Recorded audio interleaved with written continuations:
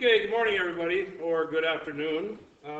It's a little review on what we talked about last week. I'm going to show you how to convert this density equals mass over volume formula so you can use it to solve problems. Take the first here on the left side. Let's just say that we're solving for mass.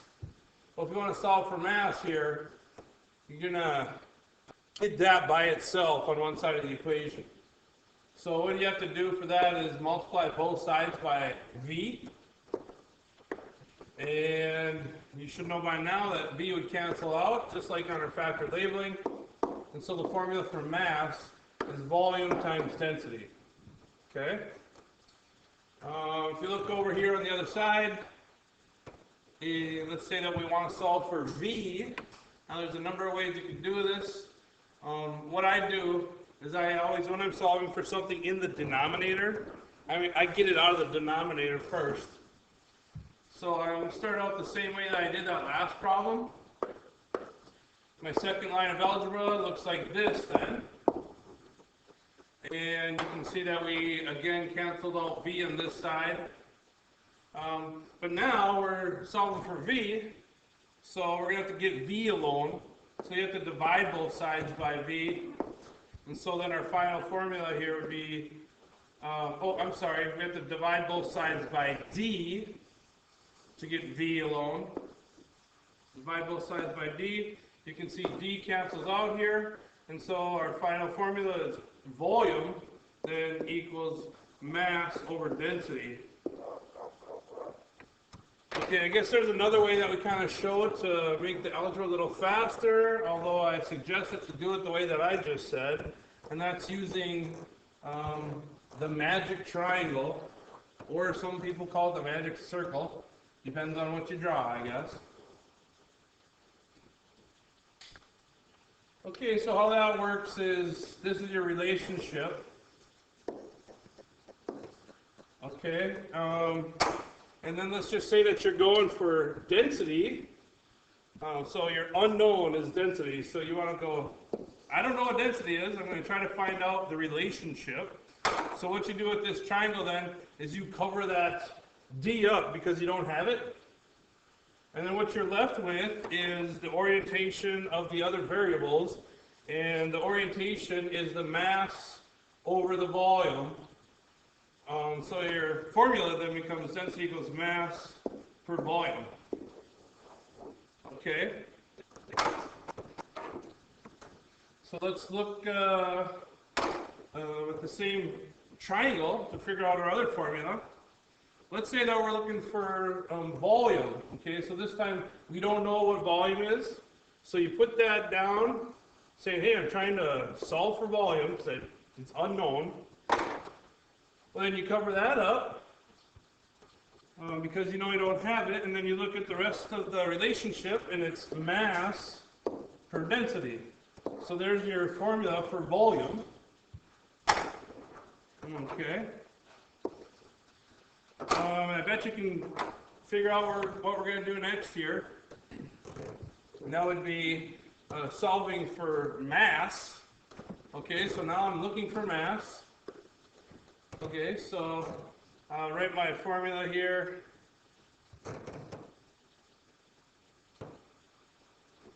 M, because that's what I'm looking for. M here, you got to cover up M. So I cover it up with my hand, but I'm just erasing it on here. And you look at the orientation of the density and the volume, and it becomes mass is density times volume, and that's your other formula. So this is, the magic triangle. This is the easy way to do algebra, which I don't know how excited your math teachers would be about that, but I want you to get these conversions and these problems done correctly. So let's look at a couple of examples of how to use this. Now that we have our formulas. Okay, so I expect you to have this magic triangle memorized if you don't know how to do the algebra. So you can bring this in on the test with you in your head and jot it down on your piece of paper. But if you're doing any worksheet that you have to do this and you're looking for help from me, well, if you don't have this triangle down, then I'm not going to help you because this is the first way that I help. Okay, so if you look on your worksheet, density and Kelvin conversion problems, you'll see that the first problem says, what is the density of substance that has a mass of 100 grams and takes up 110 cubic centimeters of space?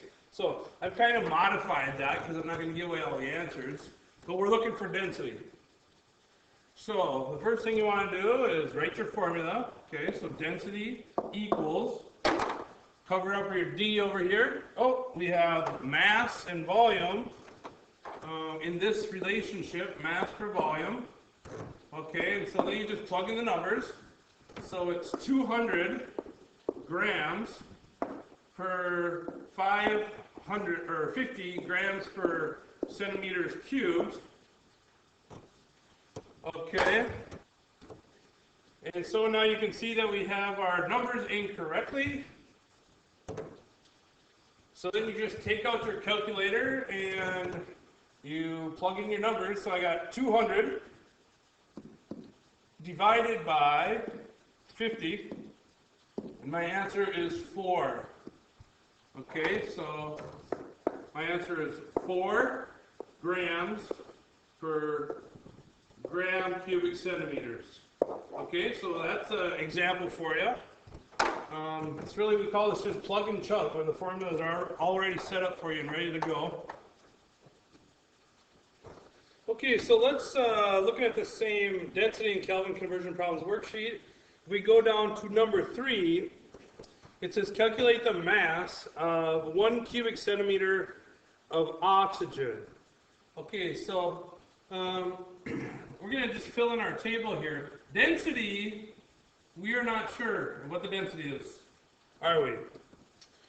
So I was looking at our periodic chart in the book and it didn't have densities in it. So I have that for a handout for you. And if you look on our Moodle course here, I also have that in a number of spots. But here it is right here, the periodic table. Okay, so you're going to have to use this for the first semester. And this periodic table here then is colored, but the one that you're going to have is not going to have the color to it. And you can either get to it from this front page, but inside the metric system folder here, it opens up in a different page. So we got 7.5 here, periodic table, right in the middle. And I'll show you how to look at this here. Like I said, this one will be in color, but yours will not be in color. Okay, we have to flip it around here, so. Okay, and I'm going to zoom it in here. Because what we're going to want to look at here is in the bottom left-hand corner of your periodic chart. It's this piece right down here, okay?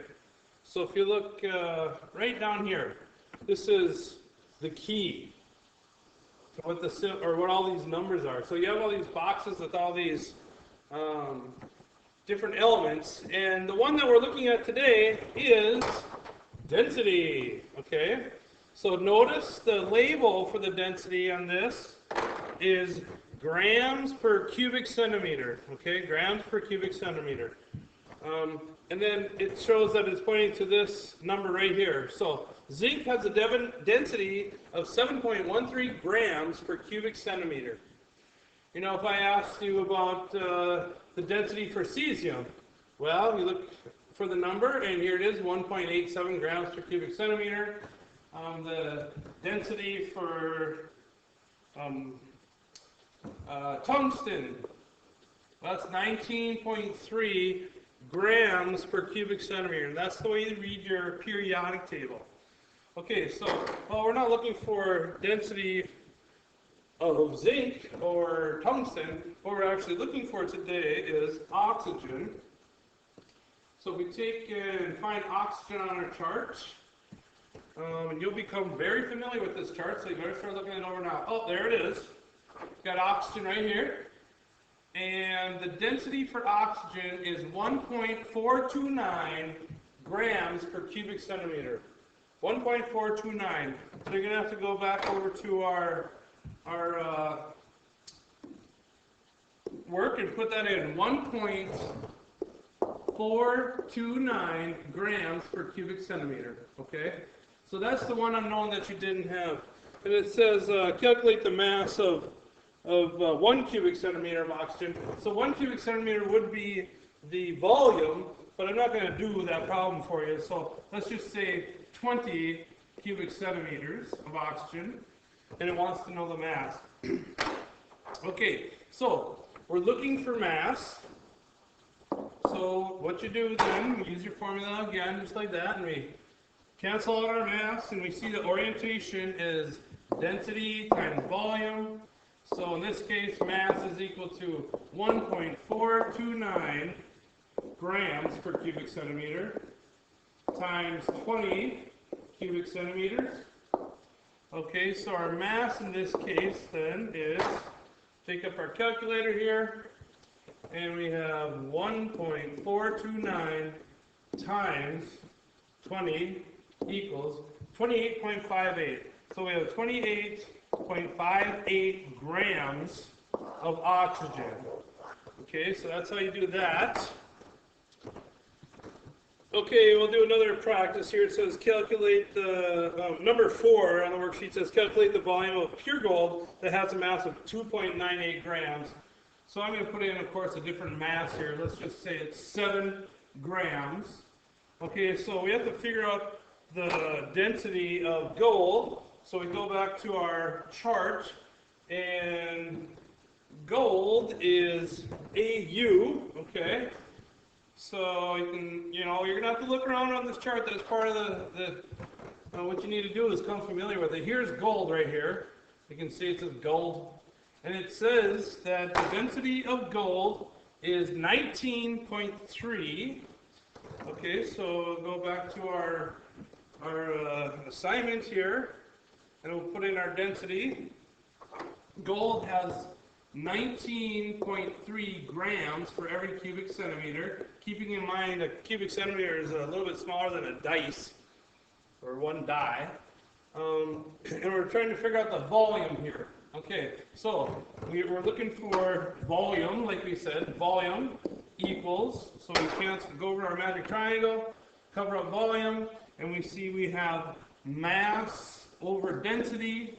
In this case, we have 7 grams over 19.3 grams per cubic centimeter cube.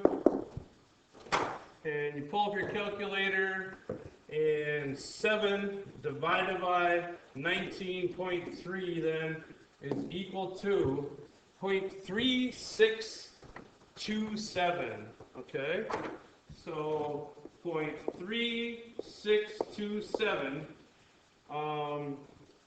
grams per gram cubic centimeters. My label is kind of missing there. Sorry about that. But there is the way that you find your volume, like in number 4 on the worksheet. And if you look at number 2 on the worksheet, you notice that it says 23.7 liters of iron. Okay, so one thing that you have to remember from the notes, well, first of all, there's 2 things you have to do with this one. But the first thing you have to know, and you have to memorize for the test, is 1 milliliter is equal to 1 cubic centimeters. Okay, so you're going to have to know that for the test. So in this case, it says liters, but all of our density is in cubic centimeters. Well, we can't do our calculations with liters, but if we convert our liters to milliliters with the factor conversion method like you learned in the last video, then whatever your number is for milliliters will be equal to your number for cubic centimeters. Okay, so that's kind of a difference that you have to work with for that one. And then, 7 through 10 on that worksheet is just, convert Celsius to Kelvin, okay? So, or vice versa. Okay, so here's your what you need to know. 0 Kelvin is equal to negative 273 degrees Celsius. Or you could say 273 Kelvin is equal to 0 degrees Celsius. Okay, so if you just look at that, your conversion here from Celsius to Kelvin or Kelvin to Celsius is just adding or subtracting 273 Kelvin. So the first one says convert 27 degrees Celsius to Kelvin. Well, we're not going to do that for you, but let's say that we're going to go 24 degrees Celsius to Kelvin. So how are you going to do that? Well, 24 degrees Celsius to Kelvin, well, all you have to do is take your Celsius plus 273 equals Kelvin. Okay, so in this case it's 24 plus 273 equals 297 Kelvin. And it's not degrees Kelvin, it's just Kelvin. So that's what your formula is for that. But if we're going the other way, let's say that we have 24 Kelvin and we want to convert to degrees Celsius. Well, your formula for that is Kelvin minus 273 equals degrees Celsius. So in this case, we have 24 minus 273 equals negative 249 degrees Celsius. And so that's how you do that worksheet. Hopefully that helps. And the backside is just things you'll find in the chapter. Okay, have a good day.